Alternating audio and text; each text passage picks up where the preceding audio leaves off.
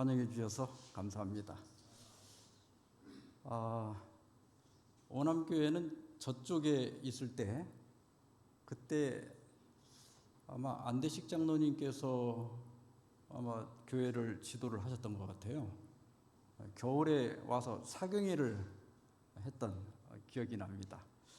그리고 이쪽으로 옮기고는 처음 와보게 됐는데요. 교회를 굉장히 크게 잘 지었네요. 근데 오늘 제가 사는 별내동에서 와보니까 뭐 한 20분밖에 안 걸리는데 왜 이제 왔나 모르겠습니다. 이렇게 초청해 주신 우리 허 목사님 감사합니다. 우리 허 목사님하고는 제가 목회할 때도 굉장히 친하게 지냈고 또 인품도 좋고 그 아버님께서 저를 참 사랑하셨어요. 그리고 또 노래도 잘하시고 해서 늘 어디서 만나도 반갑고 친한 목사님이신데 이게 불러주셔서 감사합니다. 그리고 우리 오늘 특장하신 이필금 집사님은 제가 청학교에 있을 때 여청년이었거든요. 근데 우리 그 옆에 계신 장로님이 구제를 해주셔가지고 가정을 이루고 우리 집사님이 처음 피아노를 저희 집사람한테 배웠어요. 근데 늦은 나이에 시작을 했는데 나는 저런 집사님을 처음 봤습니다. 추석인가 설날인가도 와서 연습을 해요. 피아노가 이제 우리 교회 안에 있으니까 그렇게 열심히 하더니 금방금방 실력이 들어가지고 저는 집사람이 음악 선생 출신인데 아직 악기를 하나도 못 다루는데 두 분이 색소폰 부는 걸 보고 너무너무 부럽고 나는 헛살았다 그 생각을 했습니다.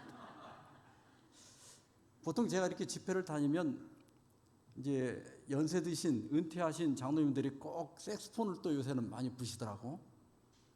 근데 색소폰 불 때 삑 소리 안 나는 경우를 내가 본 적이 없습니다. 근데 오늘 처음으로 연주다운 연주를 아주 들었습니다. 그리고 우리 장로님이 부신 건 뭐예요? 그걸 베이스예요? 테너예요 그게? 난 그게 그렇게 멋있는 줄 몰랐네. 나 지난번에는 하모니카 이각종 장로님 하모니카 부는 거 보고 하모니카를 이제 배우려고 그랬는데 다시 색소폰으로 돌아갔습니다. 그리고 오늘 와보니까 거의 다 아는 분들이구만. 여기 유명한 사람들 여기 다 와 있네요. 보니까 은퇴하신 분들 다 이리 오시는구만. 여기 우리 교회 안에서 내노라 하시는 분들 다 여기 모이셨네요. 너무 반갑고 여러분과 함께 오늘 내일 이렇게 시간을 보내게 되어서 정말 기쁩니다. 이번에 보니까 올해 연수원의 교수님들 다 부르시네요. 원장님부터 시작해서. 제가 전 원장입니다. 우리 연수원 교수님들을 부르는 교회는 이 수준이 높은 교회입니다. 그래서 제가 준비한 말씀, 저는 이제 특별히 제목을 받았어요. 우리 예언의신 부흥회를 해달라고 그래서 오늘 저녁에는 신학적인 거 조금 다루고 내일 좀 적용편에 대해서 좀 다루려고 합니다.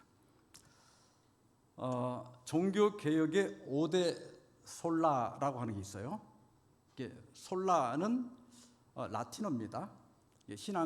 개혁신앙의 5가지 라틴어 표어인데 솔라 스크립투라, 솔라 그라티아, 솔라 피데, 그리고 솔로스 크리스투스, 솔리데오 글로리아, 이 5가지를 종교개혁의 5대 솔라 이렇게 얘기하는데 이 솔라가 오직이란 뜻이에요.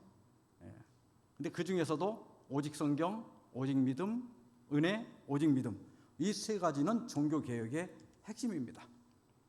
그런데 위키백과 사전에 보면 오직 성경에 대해서 이렇게 설명하고 있습니다. 오직 성경, 솔라 스크립투라는 기독교 성경은 믿음과 실천의 유일하며 우리 믿음에 단 하나밖에 없다는 거예요.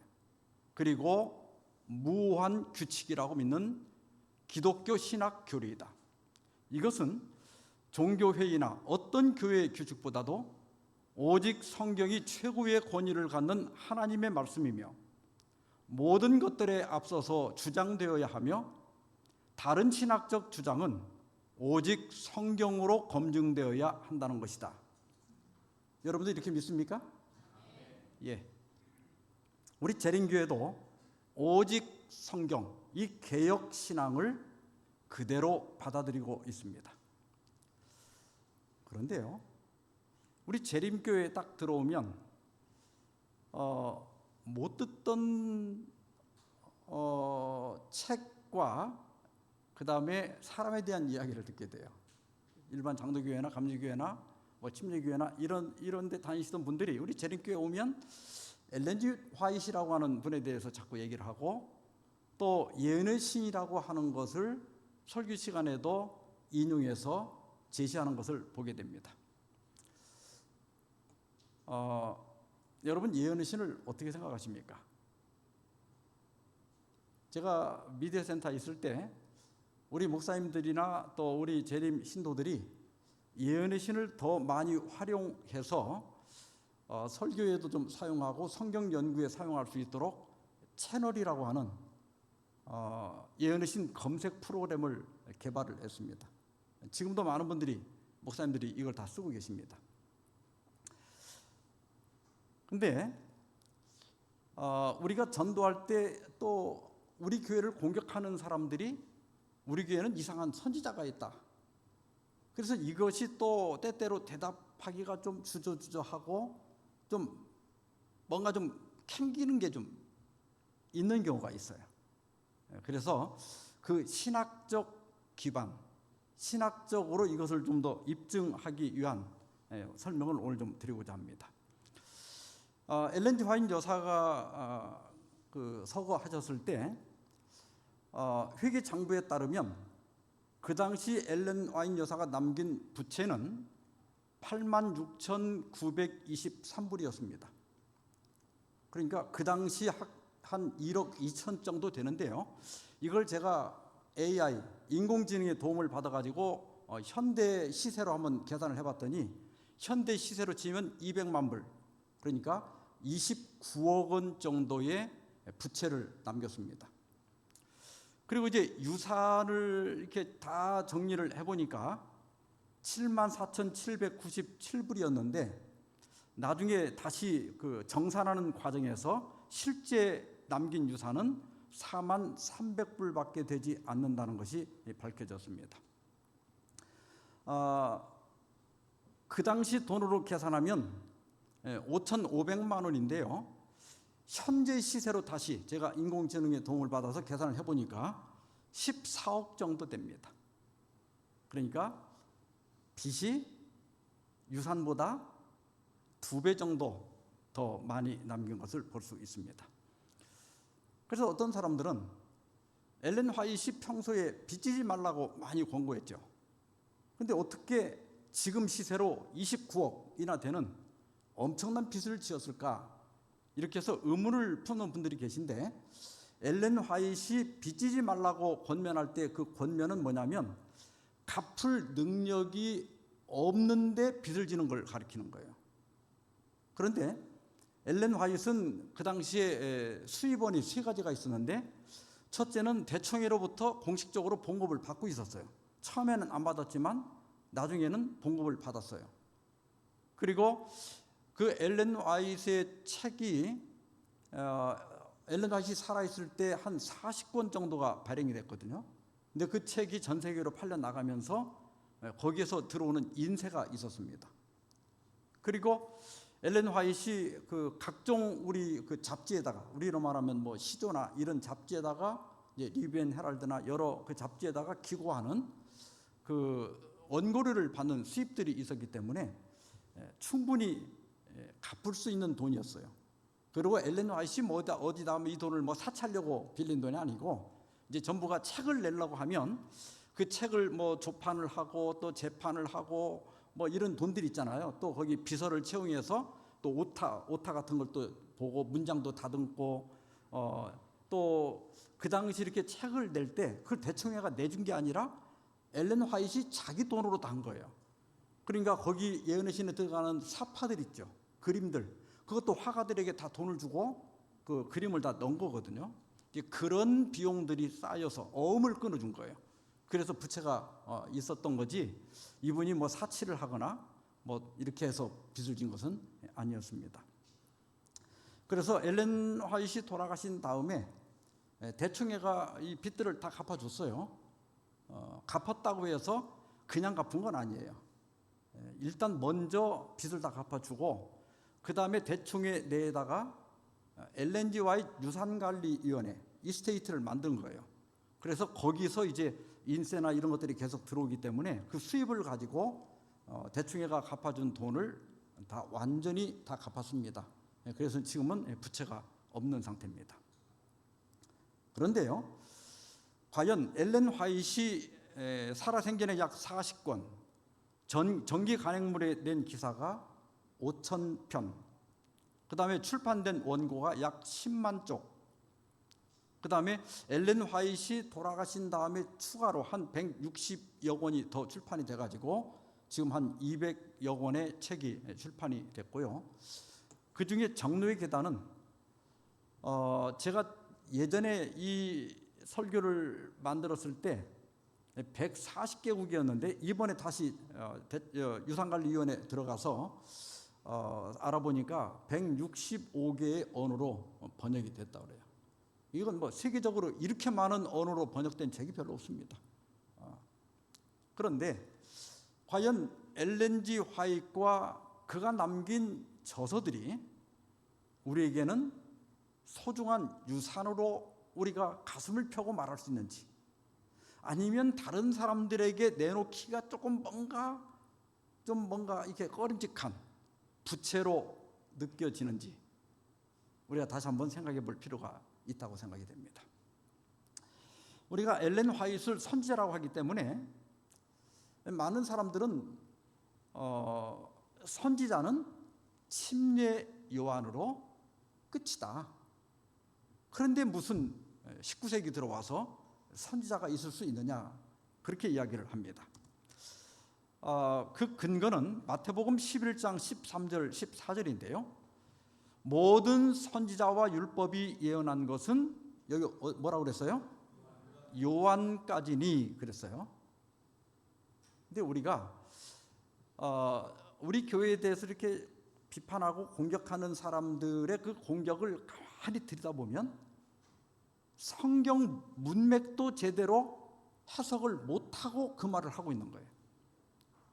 여기 선지자가 요한까지가 아니라 선지자와 율법이 그 다음에 뭐라고 그랬죠? 예언한 것이 요한까지예요. 선지자가 요한으로 끝난다는 말이 아니라 선지자와 율법이 예언한 것이 요한까지 예언됐다는 거예요. 그런데 여기 말한 그 선지자는 그런 개인 선지자가 아니고요. 여러분 잘 아시죠?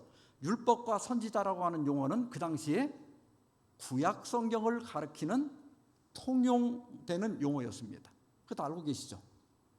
율법과 선지자, 그는 율법하면 모세 오경, 선지자, 선지서들, 그건 구약 성경을 가리키는 단어예요. 그러니까 구약 성경이 예언한 것은 누구까지다? 요한까지다. 그러면서 만일 너희가 즐겨 받을진대 오리라 한 엘리야가 곧 이 사람 누구예요? 침례 요한이다, 이런 뜻이에요. 그런데 자, 구약 성경의 마지막 성경이 뭐예요? 말라기죠. 근데 말라기 4장 5절에 보면 보라, 여호와의 크고 두려운 날이 이르기 전에 내가 선지자 엘리야를 너희에게 보내니. 그러니까 구약 성경은 누구까지 예언하고 끝났는가 하면 엘리야까지, 선지자 엘리야가 오겠다고 예언하는 것으로 구약 성경이 끝났습니다. 그런데 가브리엘 천사가 예수님의 탄생을 알리면서, 잉태를 알리면서 그가 또 엘리야, 요한에 대한 얘기에 요한이 엘리야의 심령과 능력으로 주 앞에 와서 그랬죠.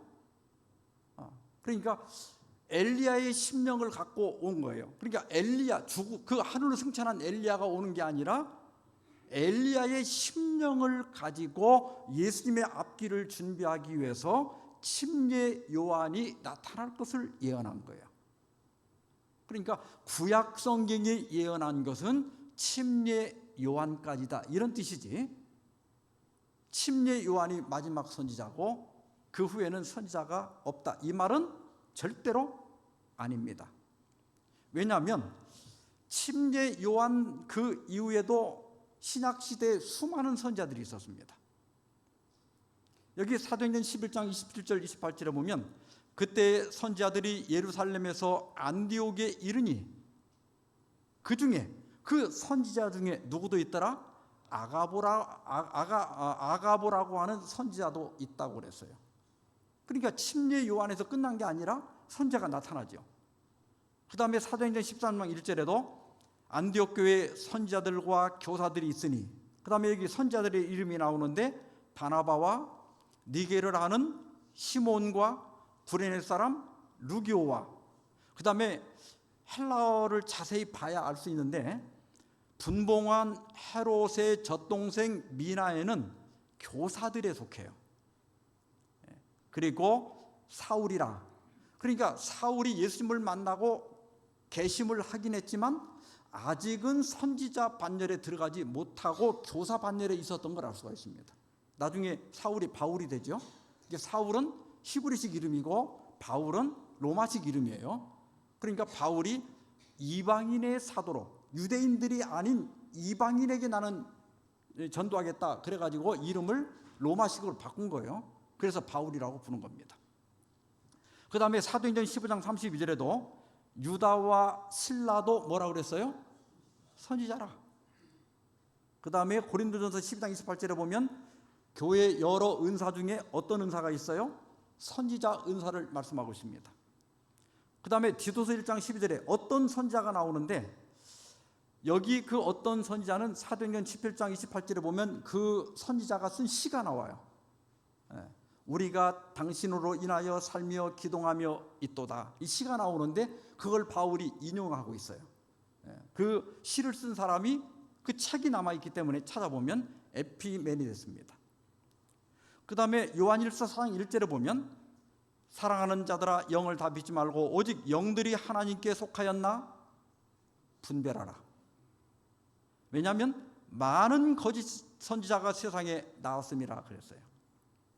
만약에 선지자가 더 이상 나타나지 않는다고 하면 분별하라고 하는 대신에 뭐라 그럴까요? 무조건 거절해라. 선지자는 이제 안 나올 거니까 무조건 거절해라 그러겠죠.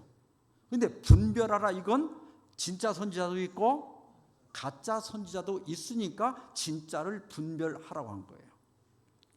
그 다음에 예수님도 마가복음 13장 22절에서 예수님 재림 직전에 거짓 그리스도들과 거짓 선지자들이 일어나서 이적과 기사를 행하여 할 수만 있으면 택하신 자들도 미혹하려 하리라 그랬습니다. 그러니까 마지막 때도 선지자가 있을 수 있는 거예요. 만약에 선지자가 전혀 없다고 하면 예수님이 이렇게 말할 필요가 없죠. 선지자라고 하는 사람은 다 가짜니까 선지자가 더 이상 나오지 않을 테니까 아무도 믿지 마라, 이렇게 말씀하시는 게 옳죠. 자, 그 다음에요, 누가 선지자가 될 수 있을까? 사도행전 2장 17절로 19절에 보면 하나님 말씀하시기를 말세, 언제요? 말세, 마지막 때 내가 내 영을 모든 육체에 부어주리니, 이 말은 뭐냐면 선지자는 더 이상 유대인에게서만 나오지 않는다.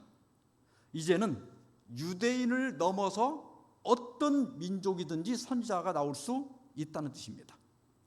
그 다음에 너희 자녀들은, 이게 번역됐지만 원문에 보면 너희 아들과 딸들은 예언할 것이요. 그러니까 남자도 될 수 있고 여자도 될 수 있는 거예요. 그 다음에 젊은이들은, 이건 청년들입니다. 청년들은 환상을 보고, 너희 늙은이들은 그랬는데 이건 꼭 늙은 사람이 아니라 원문에 보면 성인들이에요. 그 다음에 그때 내가 내 영을 내 남종과 여종에게 부어주리라. 이건 하나님의 백성을 가리키는 단어일 수도 있지만 이제는 신분의 귀천이 없다. 누가 됐든지 간에 하나님께서 그를 선지자로 세운다 하는 겁니다. 그러면 마지막 때까지 왜 구약 시대부터 예수님 재림 직전까지 선지자가 필요했을까? 본래 하나님과 인간 사이에는 어떤 장벽도 없었습니다. 그런데 아담과 하와가 선악과를 따먹고 범죄함으로써 우리 인간은 에덴 동산에서 내어 쫓김을 당했습니다. 그래서 이사야 59장 2절에 보면 오직 너희 죄악이 너희와 너희 하나님 사이를 갈라놓았고 너희 죄가 그의 얼굴을 가리어서 너희에게서 듣지 않으시게 함이니라. 이 죄가 하나님과 우리를 갈라놓은 거예요. 그래서 우리가 하나님의 음성을 듣거나 그분에게 어떤 교육을 받거나 하나님의 말씀을 들을 수가 없게 된 겁니다. 그래서 하나님께서는 민수기 12장 6절에 보면 너희 중에 선지자가 있으면 나 여호와가 환상으로 나를 그에게 알리기도 하고 꿈으로 그와 말하기도 하거니와. 하나님께서 이제는 죄 때문에 우리와 갈라지게 돼가지고 우리에게 직접 나타날 수가 없게 되었어요. 왜냐하면 하나님의 영광을 보면 우리가 죽으니까. 그래서 하나님께서는 선지자가 있으면 그 선지자를 통하여 우리에게 말씀하신다, 이렇게 말씀하고 있는 겁니다. 여기 환상과 꿈이 나오는데요, 환상은 정신과 육체가 같이 영향을 받습니다. 여러분들이 이렇게 텔레비전을 켜면 거기 영상이 나오죠. 근데 제가 13번의 그 세계 여행, 그걸 코로나 때부터 많이 봤어요. 외국을 못 나가니까 이제 저녁 먹을 때 틀어놓고 이렇게 여행하는 걸 봤어요. 그것처럼 하나님께서 선지자에게 환상을 통하여 하나님이 하실 일들을 우리가 마치 텔레비전을 보듯이 보여주시는 거예요. 그때 육체가 특별한 어떤 증거를 나타냅니다. 처음에는 이렇게 죽은 것처럼 힘이 빠지고 쓰러지고 때로는 호흡이 멈추고 이런 육체적인 증거들이 함께 나타나는 것이 환상이에요. 그 다음에 이제 꿈인데요, 우리 교인들 중에도 꿈꾸는 분들이 많아요. 저한테 전화 와가지고 물어봐요. 내가 목사님 어제 이런 꿈을 꿨는데 목사님 이게 무슨 뜻입니까? 쭉 얘기를 내가 듣고 알았다고. 제가 꿈 해몽을 잘합니다. 그래서 집사님 그건 개꿈입니다. 이제 우리가 꾸는 꿈 말고 하나님께서 꿈을 통해서 선지자에게 기별을 주실 때가 있어요. 그래서 창세기 31장에 보면 야곱이 꿈에서 하나님과 대화하는 장면이 나오고, 또 마태복음 2장 12절에도 그 동방 박사들에게 천사가 나타나서 꿈에 헤롯에게 가지 말라고 그렇게 이야기를 하죠.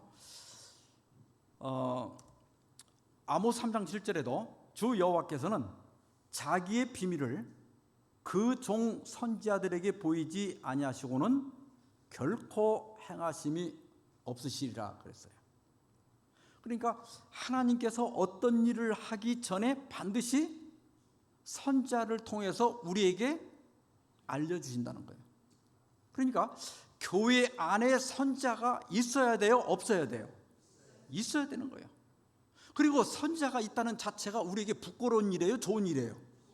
굉장히 좋은 일이에요. 저희 아버님이 올해 94세신데 제가 뵈러 가면 빼놓지 않고 하시는 말씀이 있어요. 내가 재림교인이 돼가지고 이렇게 오래 산다. 내가 재림교인이 안 됐으면 나도 벌써 죽었을 거다. 근데 저희 아버님이 우리 그 가문에서 처음 재림신앙을 받아들였는데, 희한하게 저희 아버님의 전도를 받아가지고 우리 교인이 되신 분들은 80 전에 죽으신 분이 한 분도 없어요. 다 80을 넘겼어요. 그런데 우리 신앙을 안 받으신 분들은 80을 넘긴 분이 없어요. 우리 큰 집이 그렇게 잘 살았는데, 그렇게 잘 먹고, 우리 죽도 못 먹을 때 쌀밥 먹고 살았거든요. 그런데도 큰어머니는 60대 후반에 돌아가셨고 큰아버지는 70대 후반에 돌아가셨어요. 80을 못 넘겼어요. 그래, 아버님 말씀이 맞아요. 저도 굉장히 약하게 태어났어요. 저를 임신했을 때 흉년이 들어가지고, 그리고 이제 아버지가 어머니하고 결혼하시고 첫 제사가 돌아왔는데, 제가 그 아버지하고 어머니하고 어렸을 때 이렇게 얘기하는 걸 들었는데, 1년에 그때 제사가 16번이에요. 1년에 제사가. 근데 아버지가 이제 청년 때 전도에서 우리 신앙을 받았지만 혼자 있을 때는 절을 했던 모양이에요. 그러다 이제 목사님의 중매로 이제 저희 어머니하고 결혼을 하시니까 어머니가 옆에 있으니까 용기가 났던 모양이야.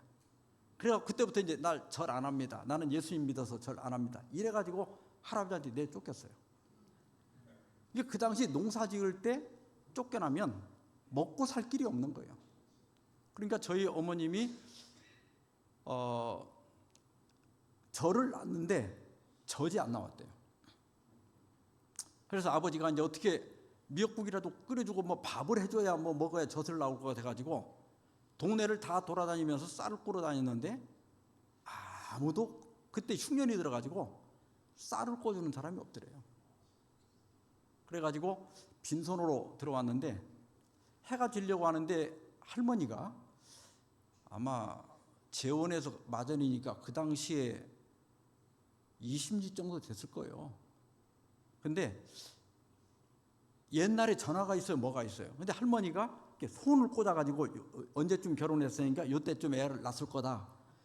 그렇게 해가지고 그날 요때쯤 낳았을 거다 하고 제가 태어난 날 쌀 한 말하고 미역 한 다발을 이고 저녁에 해가 지려고 하는데 오셨대요. 그래서 처음으로 밥을 하고 미역국을 끓여서 드셨다고 그러더라고요. 이게 제가 못 먹어서 그런지, 뱃속에서부터 못 먹어서 그런지 제가 30살까지 참 많이 아팠어요. 그런데 군대 갔다 와서 제가 식생활에 대한 권면을 읽고 그 권면을 따르면서부터 훨씬 건강하게, 지금 제가 은퇴하고 이제 제가 70인데 우리 친구들 중에 보면 고혈압, 당뇨, 고지혈증 뭐 이런 거 없는 분들이 어서 관절염. 근데 저는 아직도 멀쩡합니다. 근데 저는 정말 예은의 씨를 철저하게 따랐어요. 저한테는 예은의 씨는 딱 맞습니다. 우리 집사람은 이렇게 둘째를 낳았다고 뭐가 어떻게 잘못됐는지 지금까지 허리가 아파서 고생하는데, 옛날에 많이 아플 때는 이게 이제 조리를 음식을 준비하고 이제 밥 먹고 나면 허리가 아파갖고 더 이상 어떻게 하질 못해요. 그러면 바로 거꾸리를 집에다 이렇게 거실에다 놓고 그 거꾸리에 거꾸로 매달려 있어야 허리가 좀 괜찮아져. 밥 먹자마자 거꾸로 매달려 있어도 소화가 돼. 근데 저는 예은의 씨는 그대로 밥 먹고 30분 정도 걷거나 이렇게 서 있어야지 중력의 도움을 받아야 이게 먹은 게 내려가지, 그냥 눕기만 해도 백발백중 취합니다. 그래서 저는 예은의 씨는 딱 맞아. 그래서 절대 간직하면 안 돼요. 저는 사과 한 쪽이라도 먹으면 그 다음 끼를 못 먹어요.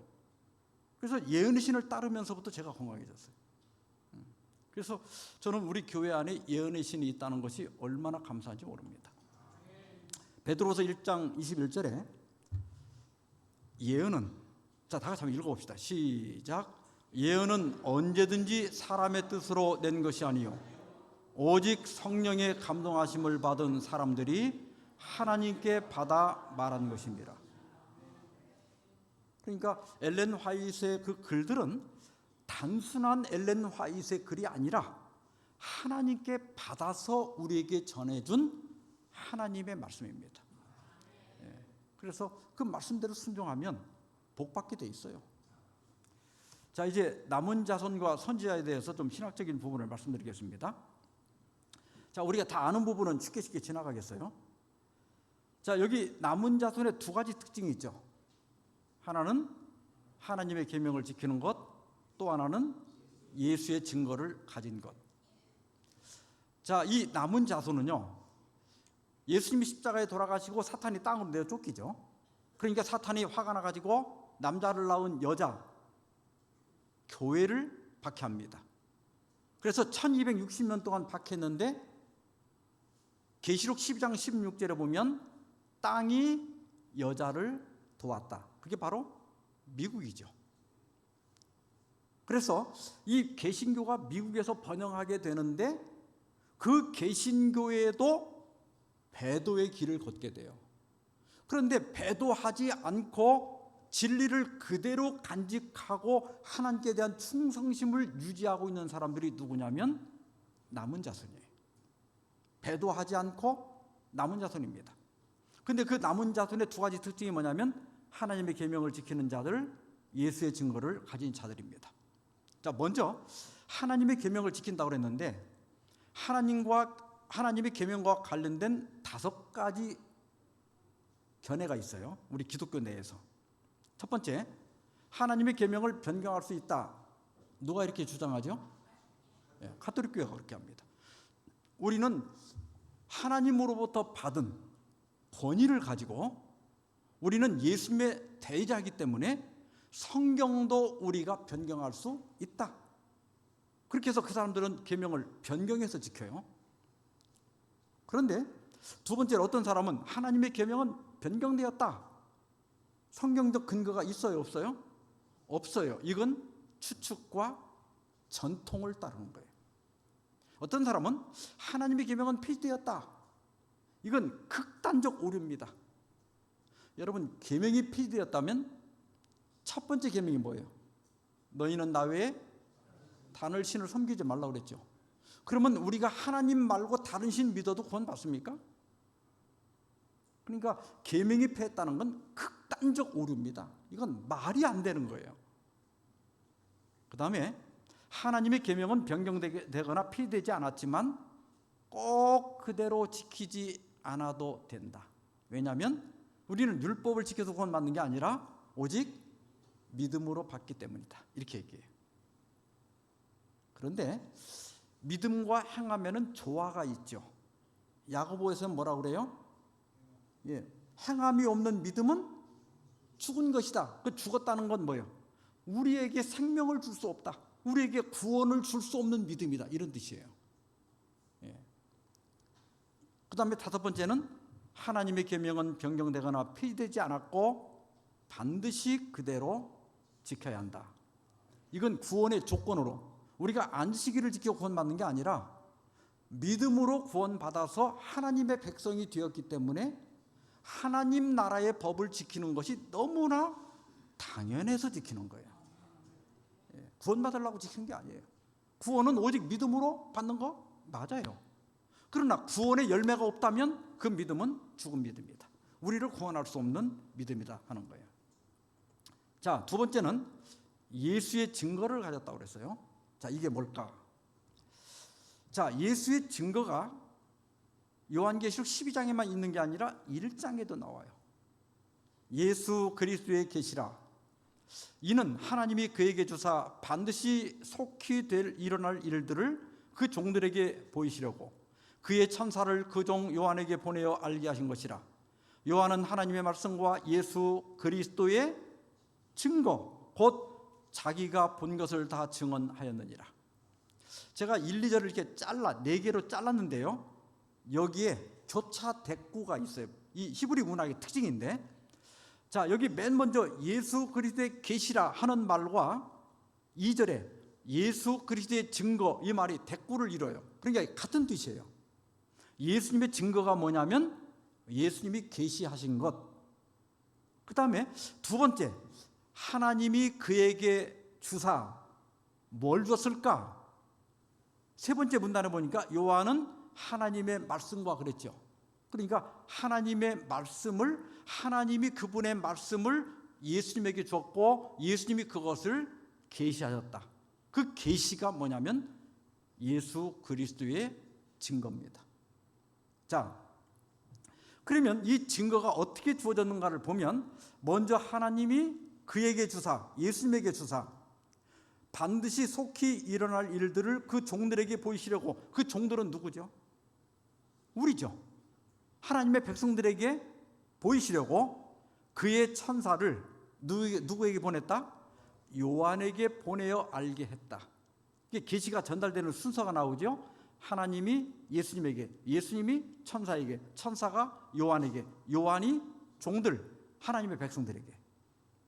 그런데요, 여기 색깔이 좀 다르죠. 하나님이 예수님에게, 예수님이 천사에게까지 주는 것은 영계에서 이루어지는 거예요. 이것이 속계, 우리에게 알려지는 걸 계시라고 그래요. 레벌레이션. 계시는 여러분, 우리가 이렇게 커튼을 걷으면 저 밖이 보이죠.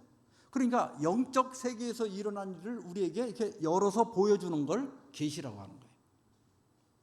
그 다음에 요한이 이것을 전하거나 책으로 쓰는 것을 영감이라고 그래요. 인스피레이션. 그러니까 요한이 쓸 때 자기 언어로 쓰지만 요한의 사상을 성령께서 지도하시는 거예요. 그러면 우리가 그 선지자의 말을 듣거나 또 우리가 그 책을 읽을 때 어떤 사람은 똑같은 책을 읽고도 비평가가 되고 어떤 사람은 믿게 돼요. 그죠? 그렇게 믿을 수 있는 것도 우리 능력으로 되는 게 아니라 하나님의 조명, 레벨레이션, 일루미네이션, 죄송합니다. 일루미네이션. 이렇게 계시와 영광과 조명을 통해서 우리에게까지 전달이 되는데 이게 다 누가 하는 일이냐면 성령께서 하시는 일이에요. 자, 그런데요, 계시록 19장 10절과 계시록 20장 9절은 평행절이에요. 여기 보면 나는 너와 및 예수의 증언을 받은 내 형제들과 같이 된 종이니 그랬죠. 그런데 계시록 20장 9절에 보면 나는 너와 내 형제 선지자들과, 그러니까 예수님의 증언 혹은 예수님의 증거를 받은 사람을 여기 뭐라고 그래요? 선지자라고 불러요. 그러니까 요한도 사도지만 또 뭐예요? 선지자라는 걸 알 수 있죠. 그런데 여기 보면 예수의 증언은, 그러니까 예수님이 성령을 통해서 선지자에게 주고 그 선지자가 증거한 것을 뭐라고 했는가 하면 예언의 영이라. 그 옛날 성경에는 예언의 신이라, 그래서 우리가 예언의 신이라고 부른 거예요. 자, 그러면 여기 왜 그렇게 얘기했는가 하면 예수님이 내가 하늘로 가면 진리의 성령이 오실 때 그가 나를 증언할 것이다. 그러니까 성령이 자기 생각을 얘기하는 게 아니라 예수님이 주신 것을 증언하는 거예요. 그래서 그 선자가 주신 기별들이나 그 쓴 책들을 우리가 예언의 영 혹은 예언의 신이라고 부를 수 있는 겁니다. 자, 그런데 요한 당시에도 계시받은 사람이 있었죠? 요한. 그러면 요한이 누구예요? 선지자예요. 그런데 그 요한이 내가 본 것을 다 증언했다고 그랬어요. 요한이 내가 계시를 본 것을 너에게 다 증언했다. 그 증언이 뭐냐면 3절에 이 예언의 말씀을 읽는 자와 듣는 자들과 그것을 지키는 자들은 복이 있다. 이렇게 얘기했죠. 그러니까 요한 당시에도 예수님의 증거를 요한이 보았고, 그럼 요한이 선지자죠. 선지자가 있었고 그 선지자가 본 것을 증언을 했는데 그 증언한 게 뭐냐면 예언의 말씀이었어요. 그게 바로 뭐죠? 요한계시록. 요한계시록이라고 하는 책이 있었어요. 그러니까 그 요한계시록이라고 하는 책이 바로 예언의 신입니다. 이해가 되죠? 자, 정리하면요, 남은 자손은 하나님의 계명을 지킬 뿐 아니라 예수께서 그의 예언하는 영을 통해 선지자에게 증거하신 선물, 다시 말하면 그 증언을 기록한 것들, 그래서 이 이름을, 즉 이것을 예언의 선물 혹은 성령의 선물이라고 부르는 게 맞아요. 왜냐하면 예언의 신, 예언의 영, 그러면 사실은 성령을 가리키는 단어예요. 그렇죠? 예언하는 신, 예언하는 영, 그 성령을 가리키는 단어예요. 이게 원래는 이걸 예언의 신이라고 부르면 안 되고 여기 말한 대로 예언의 선물 혹은 성령의 선물이라고 하는 것이 옳습니다. 그러니까 여러분, 이 마지막 때에 여기 지금 전 세계적으로 한 25억 정도, 기독교인이 한 25억 정도 되는데 25억의 기독교인들 중에 선지자가 준 성령의 선물 혹은 예언의 선물을 가지고 있는 그리스도인이 진짜 그리스도인입니다. 이게 없으면 가짜거나 굉장히 불쌍한 사람이에요. 여러분, 자녀들에게 부모가 없다면 어떻게 될까요? 여러분, 부모가 없다는 이 한 가지 때문에 그 아이가 어마어마한 시련을 겪어야 돼요. 저는 삼남 2녀였는데 우리 형제들이 딸에게 엄마가 가르쳐야 할 것들이 그렇게 많다는 걸 몰랐어요. 근데 우리 집사람이 그 딸에게 이렇게 가르쳐 주는 거 보니까 이제 뭐 옷을 어떻게 입어라, 또 화장실에서 심지어 화장실을 사용하는 것도 여자들은 남자들하고 다르더라고. 이제 그런 것까지도 부모가 있어야 아이들이 올바로 배울 수 있죠. 또 아버지라고 하는 존재가 가정에 뭐 엄마처럼 아이들에게 대화를 많이 하고 이렇게 하지 못하더라도 그 아버지가 집안에 있다는 그 자체가 아이들에게는 굉장한 심리적인 안정감도 주고 또 그 아버지가 주는 교훈이 있는 거예요. 마찬가지로 선지자가 없는 백성들은 고아와 같은 사람이에요. 내가 내일 말씀드리려고 그랬는데 다른 개신교에 가면 이렇게 신적 체험이라는 게 있어요. 그러니까 정말 신이 있다, 나는 그 하나님을 만났다, 이렇게 말할 수 있는 육체적 경험들이 있어.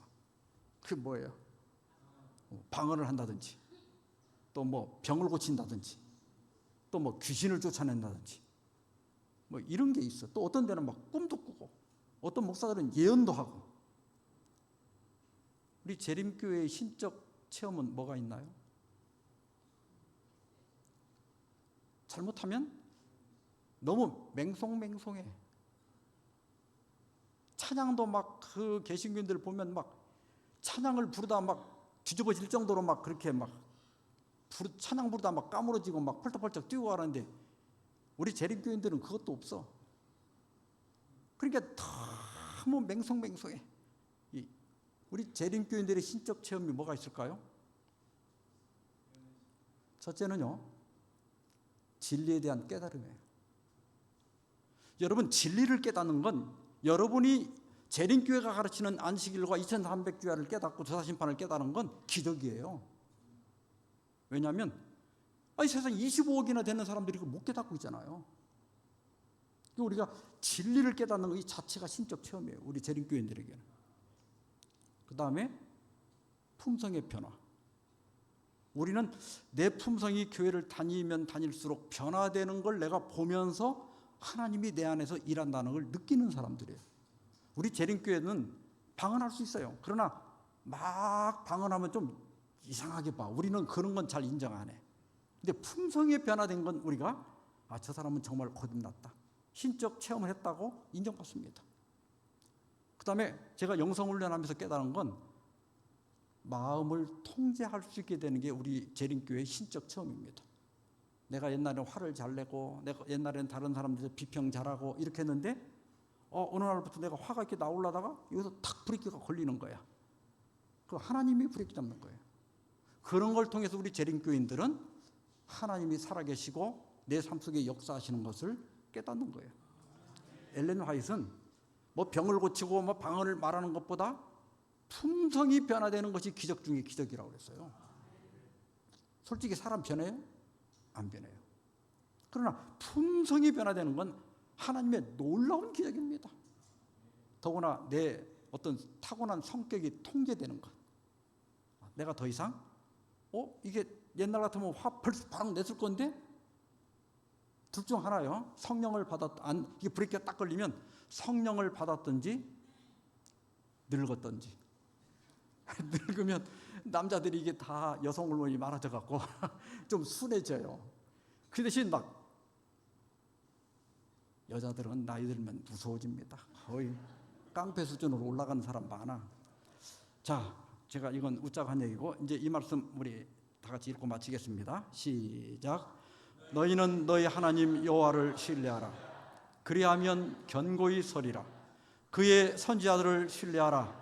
그리하면 형통하리라. 아멘.